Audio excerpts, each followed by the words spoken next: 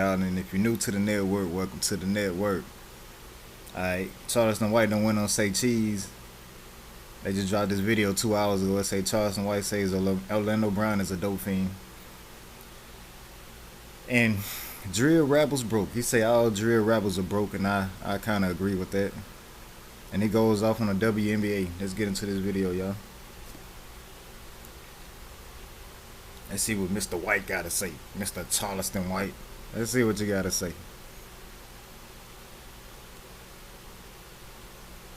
Partnership with Granger, just we've hit almost every type of event you can have.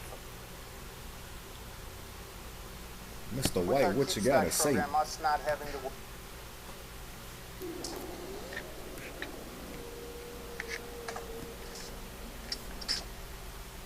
Man, now you just went viral again with the Orlando Brown. Man, that was crazy. That was crazy right there. Yeah. I mean, how did that happen? Did you expect it? Did you know you were gonna sit down with him? Now I got a call from the Danza Project saying, "Hey, we got Orlando Brown. Do you want to do an interview with him?" So I always co-do interviews with Jim. So me, Brittany Renner. So we've done that on several times. So I like, well, shit, nigga, I always wanted to meet that. I was a. This real big for Charleston White. No matter if you like Orlando Brown, I think he I think he rock with Orlando Brown. But it's a big move for him. Like, he started coming up in the game. He'd have been around Floyd Mayweather and big people. But Orlando Brown is major for him, because I'm pretty sure he used to watch Major Payne. Yeah, man. Fan. Because I think the nigga shit. So just looking on the outside, looking in, I'm saying, man, that nigga yacking, he playing like he bullshit. So when I meet him, when I get there, he getting up out the lift of the ooh. He already drunk. He already fucked up. He see me and go crazy. I'm thinking he going into character. So I'm studying, I'm paying attention to him. And so I'm trying to have some real straight up conversation with him. Tell him, say, boy, I say, Igor.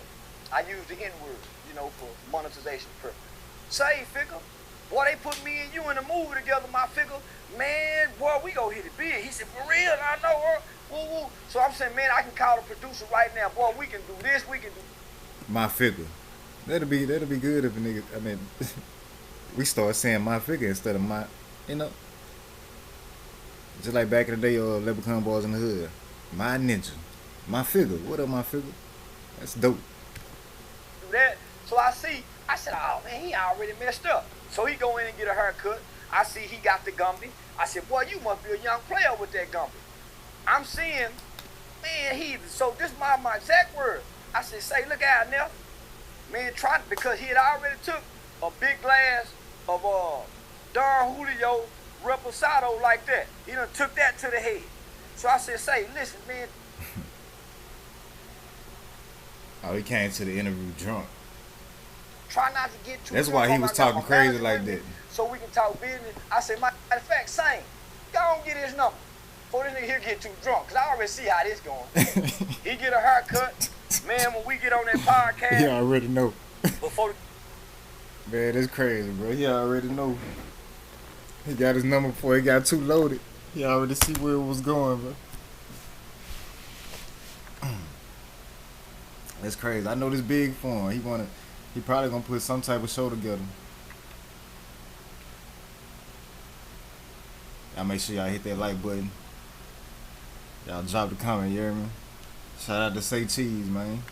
And Charleston White. cameras come on, he goes stand in the corner and just start saying some crazy stuff. So this ain't for the cameras, homie. So I'm saying, man, he just needs somebody to breathe life back into him. Try to remind him, nigga, you a star, my nigga. You Orlando Brown. So that was my angle to come to him. But he don't want to be a star no more, homie. I don't know what trauma he done been through, but there's some trauma that lie there. So I'm showering him with love.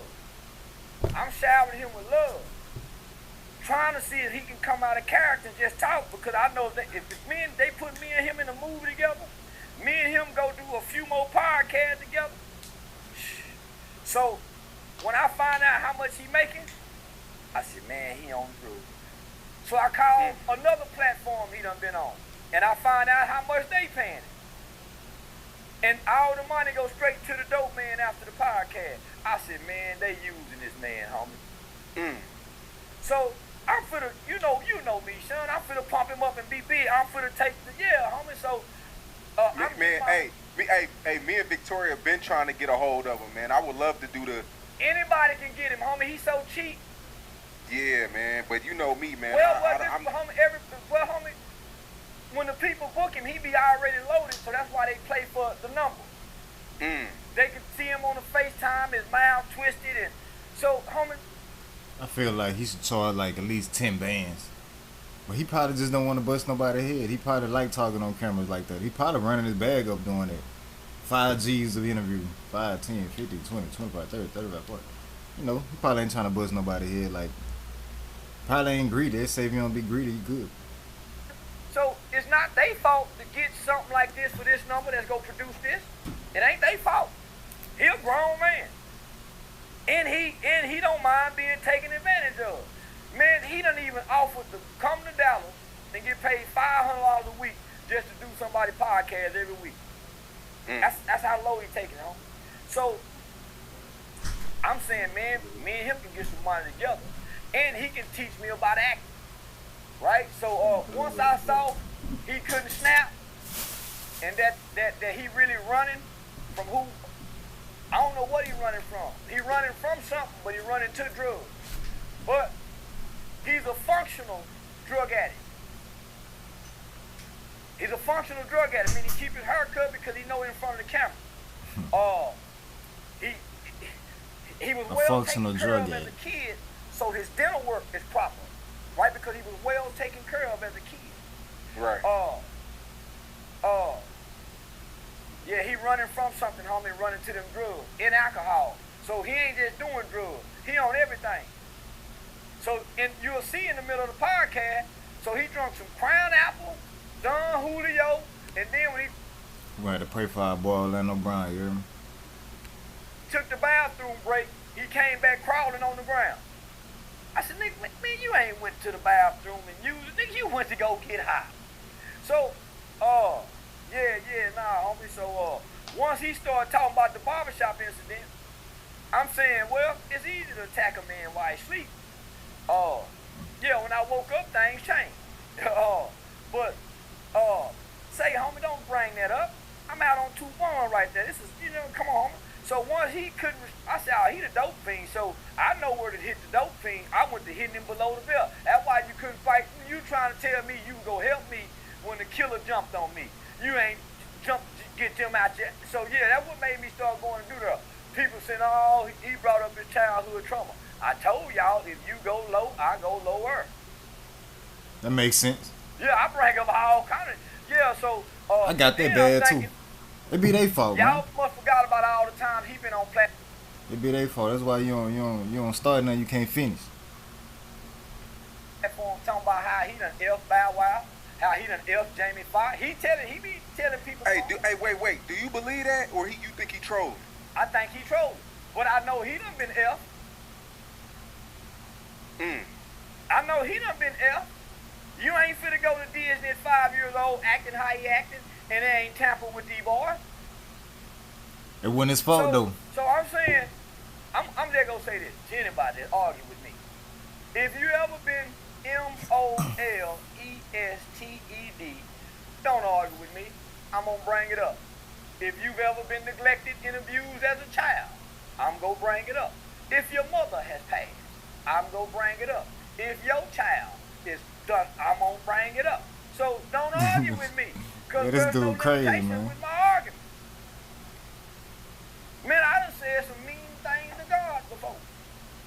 Oh, nah. Yeah, man. So, he toe up. No. I don't agree with him on that one. My best weight. He toe up sometimes. I weigh 125 pounds. I done got up to 133. My punches don't hurt bad, but boy, my words feel like bullets piercing skin. So when it's time to attack, I attack with words. And my words be vicious, and they be venomous. I'm the same way, I ain't gonna lie. Don't bother me if you can't handle my words. I'm the same way. Don't bring up none of my problems if you don't want me bringing up your problems, including your childhood trauma. especially if I know about it. So now Especially I if don't you feel bad know about about it at all. Yeah, that's why I was secretly recording him crawling on the ground. Because I knew once I found out he was dope fiending, I gave my guy, say, we got to get this because this going to be golden footage. Boy, if this going to be golden footage. Yeah, it seems like all the childhood Nickelodeon and Disney actors, they're not the same anymore. They seem a little off. No, all of them. Well, we can't imagine what it's like to have your ear pushed in. Yeah, we can't imagine what that'll do to your brain, Sean. So I don't even Got a chain called Nigga I Nation. just try to have sympathy for those children, and then I try to make mockery out of the grown folks that's trying to hide behind that childhood trauma more than me. So you don't want to help them out? No, I want to make fun of them. I'm talking about Orlando Brown. I want to make fun of him. Didn't you hear what I said? No, nigga, I want to kick him while he down. He's not to me. Dang, that's kind of messed up. Dang, you want to kick him while he down? This dude tripping. Thought you wanted to do a show with him. I want to kick him while he down. Make him, I want to humiliate him. Wait, you just said you was on an apology tour, man. How you doing that and now you want to kick him while Them he the people down? in the past. He knew, Sean. He knew. I can catch him 4 years from now. Them the people I done already done something to. He knew. Nigga tripping, man. And yeah, you know we don't care about dope fiends. Man, we rent their car, don't take them back, wreck them, all kind of things. Yeah, nah, homie, I apologize to him later, but right now I want to make fun of him. Wait, what do you think he was on in the interview? He was on coke? Nigga cloud chasing, boy. Alcohol, and meth. But he went to the bathroom and done something, and he came back another person. But he was for surely drunk. He came back with like on the up. Pizza Hut just changed the combo game with the new My Hut Box. Starting at $6.99, it's the ultimate solo meal. Get a personal Upper or downer? Nah, downer. Now he came back on a downer. So once I saw that this is going nowhere, I can only take BS for so long. Man, let me get up out of here. Man, I gotta go catch a predator with Aiden Ross and them tonight. Man, I got a big stage to go be on. I ain't got no business over here with this retarded boy. Man, no. Let me go over here with my real nephew that got me on the big stage in the bright lights with Kick. And shout out to Kick and Vitality and Aiden Ross. So yeah, homie, I Harry Young shook that spot. Yeah, he kept calling you daddy. Yeah. Well, he was saying stuff. Making reference to Damon Wayans. And you gotta remember, he was 5 years old when he was in that movie Major Payne. So people have always said that I had similarities to Damon Wayans. So when he was looking at my nose and saw that there's freckles on my nose, only people who noticed there's freckles on my nose is women. I ain't never had a nigga say, man, you got freckles on your nose. But every woman I've been intimate with noticed that there's freckles on my nose. So when he saw that, I said, he's relating his childhood because he kept bringing up Damon Wayans. And then he was saying daddy. I said, Damon Wayans was a father figure in his life at one point in time because he went into Hollywood in that movie at such an early age. So that's what made me listen to him, homie. And I said, man, this nigga speaking in parables. But he's saying some truth. It's all mixed up in trauma. Pain, hurt, disappointment, shame, embarrassment. A character that he can't get out of. So it's just like the OG nigga, homie, the Melvin Farmers, the Marvin Itolas that still hollering about what gang they was in. They're stuck in that character. These are mentally retarded people. And mental retardation means that there's no mental growth. Right. So they're stuck in this childhood persona and character. He can't come out of it. That's what made me ask him, are you married? Do you have kids? Homie, when I saw, and I ain't gonna say how much he making, homie, but there's no way. There's no way, and I see why he gets, that's why he's on all these different, because he's cheap. He like that. It makes sense now. I know somebody that's a rapper right now, and they I heard they on heroin or something like that, or they they on drugs or something, and they cheat too. Like, wow. Catfish called Sway or whatever. Mm. He cheat. And he go get you. He like buying some good dope. Just go quadruple. That's cheap. I knew for a fact once I sat down with Orlando Brown that the Dancer Project was gonna get $1 million off. I knew. So I strategically made sure, come on, nigga, let's do this here. Because I rock with them. And I'm in Miami, let me go and get this little extra money while I'm here. And it's a nice, good extra money, so let me go and pick this up while I'm here. Come over here, do the 80 Stream Raw. Boom, boom, boom. Then do the, yeah, homie, so I'm working. I'm picking up a bag at each stop. Big bag. So when I see what he getting paid, I'm saying, man, he got to be on dope. Because if he can't come out of character at pay time, homie, he was so high, y'all can go back and watch him on camera. He asked for his money to be paid. They gave him $750. That's the back end. You do the number. They gave him $800. I told him, man, I want some of them 20s. I gave him 7 $100 bills. He gave me $800 worth of 20s. I put them in my pocket. Fool.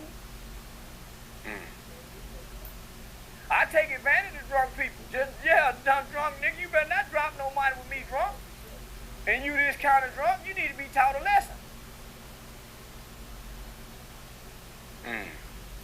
I wanna took his paper though. Yeah, so no, I only that's take crazy. care of my kind. And he ain't my kind of nigga. You also said that your biggest fear is being Hassan Campbell. Yeah, stuck on the internet, homie. Hollering at YouTube, on a YouTube platform, 10 years into this. So that's why I work so hard to try to become a stand-up comedian. That's why I work so hard, homie, to try to evolve to dropping books, to getting in movies, to being the one that's interviewing, to being the one that's getting interviewed rather than stuck on YouTube just talking. I didn't want to be Bosco. I didn't want to be Nina Boy. All these guys who I started out beefing with on YouTube channels, and they're still over there. They're still over there. So now I didn't want to be that because, let me just say this. There was a recent report that just came out about a week or two ago. Content creation since the pandemic have grossed and netted over $250 billion.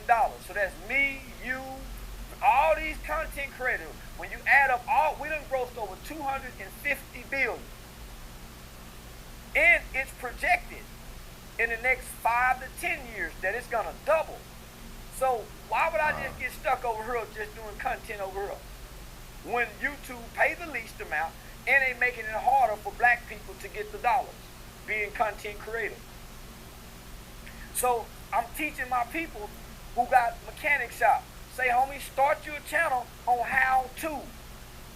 I'm teaching my people on what pays the most, how to barbecue, how to cook, how to change an alternator, how to fix a relationship, how to think. All the how-to pays more. The kids is open playing because they are more advertiser friendly. The content that black people upload, because there's so much drama, there's so much negativity that's associated with it. He right. Even to the terms that we use, we're not advertiser friendly. So nigga, I'm crossing over to be more advertiser friendly. That's why I'm on YouTube less and less. Because on other social media platforms, I'm more advertiser friendly. That's how I was able to get a residency in Las Vegas, with some Mormons, some Mormon club owners that own a lot of comedy clubs. And they was excited about having me because certain ethnicities see me as being advertiser friendly. That's why I keep allowing me to work with Aiden Ross, despite all the things I've said in the past. Are you hip to what's going on in Dallas right now in the rap scene? It's called the Dallas drill scene. Nah, I don't know nothing about it. I don't know what's going on in Texas, man. I'm an international nigga now. Yeah, these local jokers don't even get my hair no more. Yeah, these local jokers, man, they been doing the same thing since Mo 3 died. And ain't nobody went nowhere and got bigger. Shout out to Big Extra Club. Yeah, it's about 20 rappers in Dallas right now that's It's a lot like the Chicago drill scene. Dissing Yeah. each other, niggas All is of them dying. broke. That's what they got in common. All of them broke. All of them live in a hood or a low social economic community, and nobody plays their music. So they have to talk about this. Remember, I told you the last interview, they can't rap about nothing else to make people want to listen. Mm-hmm. So they have to create a drill drama scene just to get airplay because people want to see who goes next. That's the only reason they're listening to it. The world made choices for us. Then I will do what must be done. You see the fear. I'm gonna end the video right there, y'all. I ain't finna watch that whole video, but everything he was saying was right though about the YouTube channels and how tools make more money or whatever. But Orlando Brown being a dope fiend and stuff, I feel like he could have kept that to himself, or maybe it needed to been heard. I don't know. Let me know what you think though.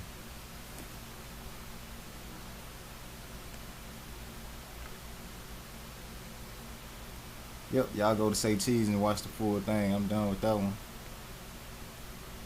Shout out to Say Cheese Digital, man.